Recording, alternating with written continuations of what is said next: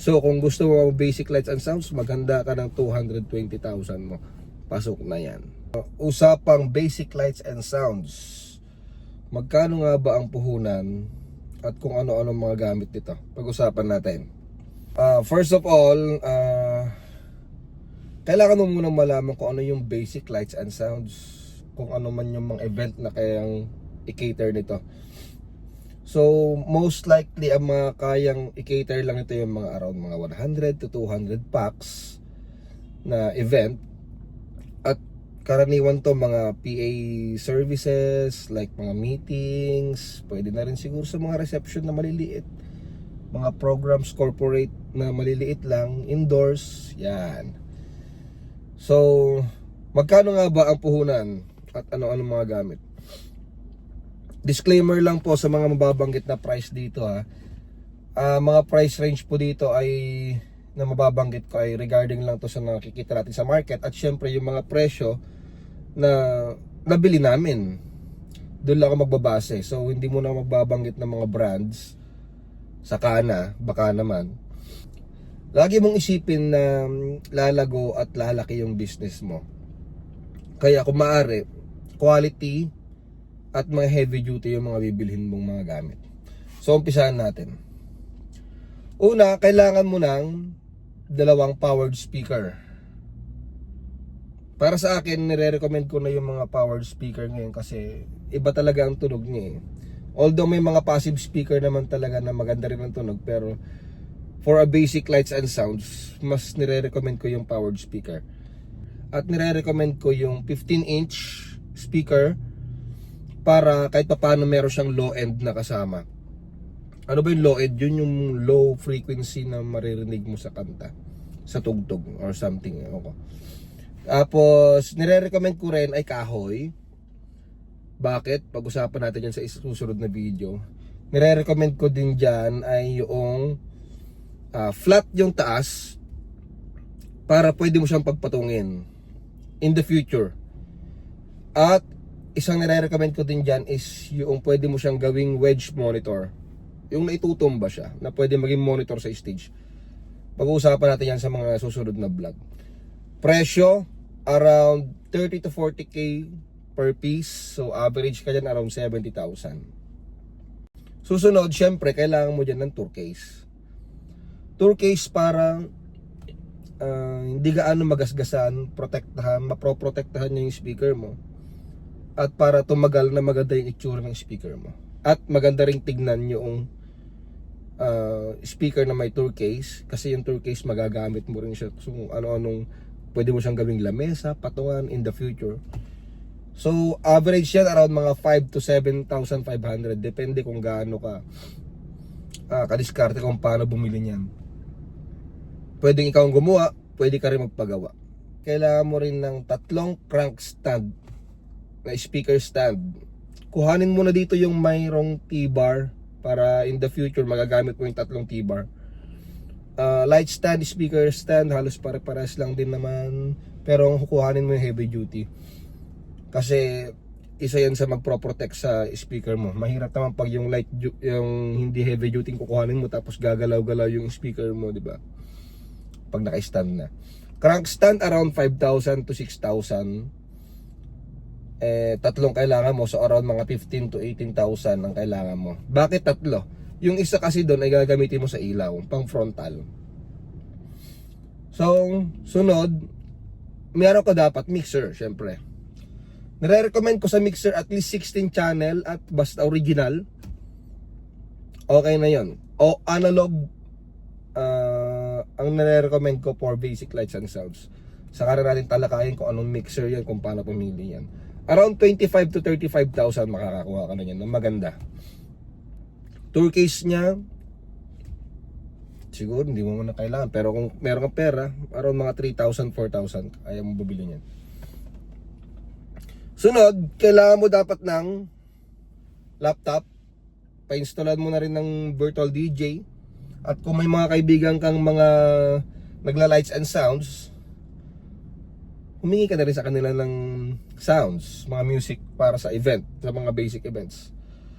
At kung maaari, kaibiganin mo yung mga DJ na yan, mga lights and sounds na ibang mga tropa mo yan, kasi mapapakinabangan mo sila in the future.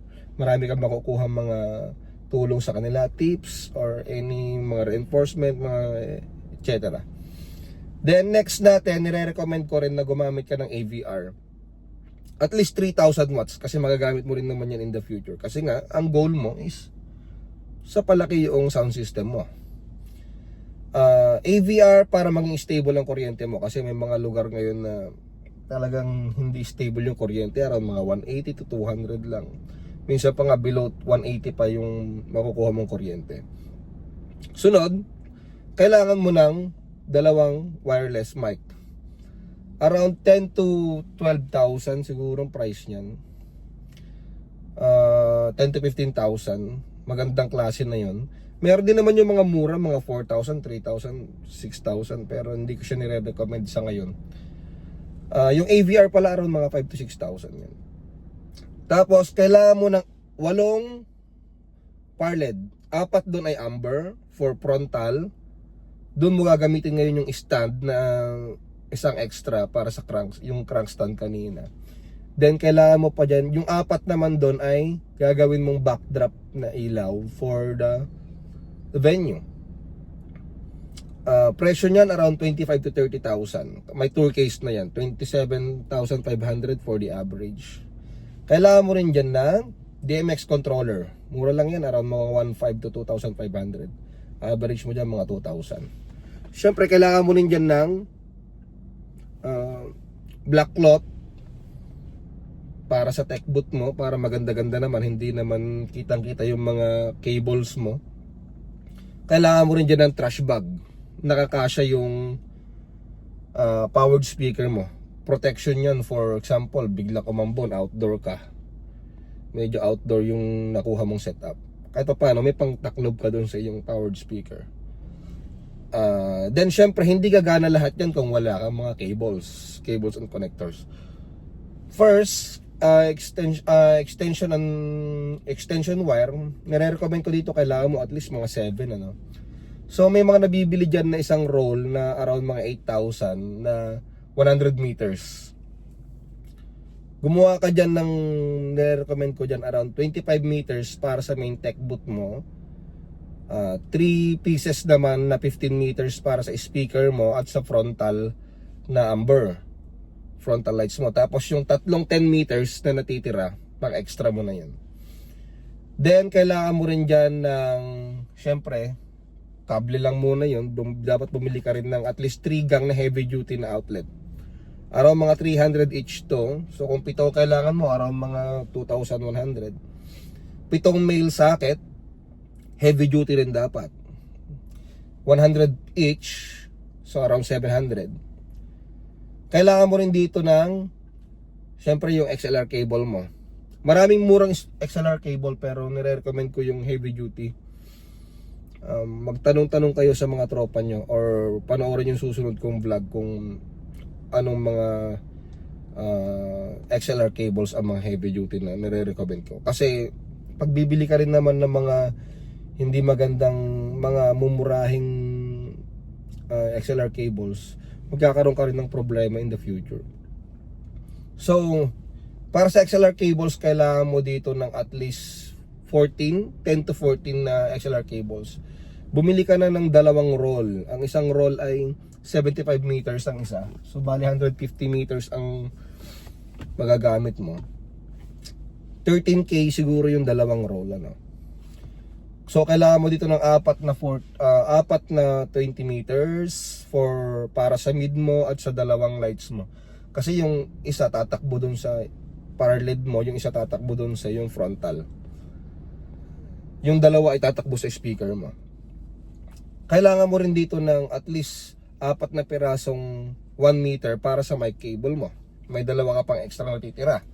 Tapos yung 6 pieces na 10 meters, extra mo na rin yun. Kasi magkakaroon ka pa rin ng mga unexpected na pangangailangan na XLR na yan eh. Like, yung mga, for example, magpapaplay ng mga cellphone or kailangan ng mga sa projectors, yan, baka makakuha ka ng ganong event. Then, sa 15 pairs na XLR na heavy duty, may mabibili ka kasi dito 5 pairs around mga siguro mga 500 to 600 per 5 pairs. So around mga, sabihin mo ng mga 2,000 sa 15 pairs. Kailangan mo rin dito ng dalawang player cable, yung split na PL to 3.5. Dalawang nire-recommend ko para kahit paano ma-extra kang isa. Para sa laptop to. Average yan around mga 250 to 300. Again, pumili ka ng heavy duty. Kailangan mo rin dito ng dalawang XLR male to 3.5 male. Average price niyan around mga 300 to 400. Mayroon mga 650, may mga 500, mas mura pa dyan. Pero nire-recommend ko yung heavy duty. So kung dalawang kailangan mo, around 650.